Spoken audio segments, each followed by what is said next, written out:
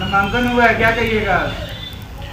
नामांकन हुआ है, AIMIM में काफ़ी खुशी की लहर है और हमारे जितने भी कर्मठ जो हमारे जो कार्यकर्ता हैं उन लोगों का भी कहना ये है कि देर आए दुरुस्त आए और इंशाल्लाह लड़ेंगे और बड़े कायदे से लड़ेंगे।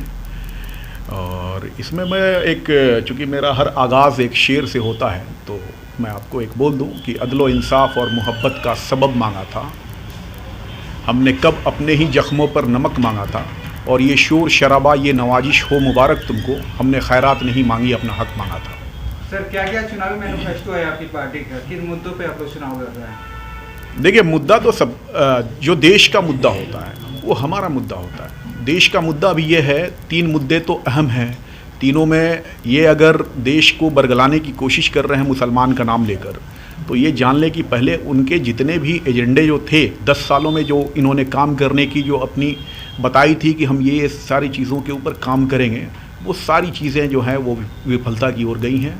और मुझे ऐसा लग रहा है कि उन्होंने जो जो वादा किया है वही हमारा मुद्दा है। अब आप समझते होंगे कि उन्होंने क्या क्या वादा किया है। अमूमन मैं आपको बता देता हूँ, 2 करोड़ रोज़गार है, उसके बाद से काशी को क्योटो बना देंगे, 15 लाख रुपया आपके खाते में देंगे, 100 ग्राम योजना देंगे, 5 ट्रिलियन इकोनॉमी की बात करते थे, और शिक्षा की बात करते थे, एजुकेशंस की बात करते थे, करप्शंस की बात करते थे, मेट्रो ट्रेन की बात करते थे। ऐसा कौन सा उन्होंने ऐसा काम कर दिया? डीमोनेटाइजेशन के बाद देश जो है वो विकास की पटरी से जो उतर गया है। तो हमको तो ये लग रहा है कि ये देश को बर्बाद करने के ये लोग आए हैं, और हम लोग देश को बनाने के लिए जो होगा, जो करना होगा, वो इंशाल्लाह हम लोग आगे करेंगे। सर, गोपालगंज की युवा एक आस लगाए बैठी है कि गोपालगंज में यूनिवर्सिटी हो, इस पर क्या कहिएगा? देखिए, यूनिवर्सिटी तो गोपालगंज में यूनिवर्सिटी की आप बात तो बहुत आपने मतलब बहुत ऊपर की बात कर दी। यहाँ पे जो है पीजी की पढ़ाई जो है वो सही से नहीं हो पाती है, और सेकेंडरी ये है कि गोपालगंज ही नहीं है तो पूरे बिहार की बात करता हूँ। पूरे बिहार में जैसे हम लोगों ने, हमारे पास हमारे माँ बाप इतना सक्षम थे तो हम लोग जाके यूनिवर्सिटी ऑफ पुणे से अपनी पढ़ाई को 3 साल में करके चले आए। यहाँ जो है मामूली एक ग्रेजुएशन के लिए जो बच्चों को जो है वो 5 साल 6 साल लगाना पड़ता है, उनके 4-5 साल जो अगर एक्स्ट्रा लगते हैं तो उसका हिसाब कौन देगा? तो हमारी जो लड़ाई है वो बेसिक लड़ाई ये है कि पहले प्राइमरी जो है, प्राइमरी लेवल पर वो सारी चीज़ें जो हैं वो ठीक हों। ये बहुत बड़ा मुद्दा है कि किसी भी स्टूडेंट का 3 साल जो लगना चाहिए उसके जगह पे 6 साल में अगर वो ग्रेड होता है, पीजी की पढ़ाई के लिए उसको छपरा जाना पड़ता है। तो अब ये बड़ा ही मतलब दुर्भाग्यपूर्ण है गोपालगंज के लिए।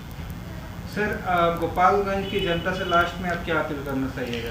मैं गोपालगंज की जनता से अपील यही करना चाहूँगा कि जो हमारी पार्टी की जो कायद हैं उनको आप लोगों ने यकीनन सुना होगा पार्लियामेंट में, और आपको इस बात का ज़रूर इम्कान होगा कि ये हाईली एजुकेटेड पर्सनालिटी हैं। तो जाहिर सी बात है कि अगर ऐसे लोगों की सरपरस्ती में अगर यहाँ के कैंडिडेट अगर जीतते हैं तो गोपालगंज का सुचारू रूप से जो है वो विकास होगा आगे की तरफ। और उसके साथ ये होता है ना कि जिसके साथ जैसा आदमी होता है वैसा देश वैसा परिवेश।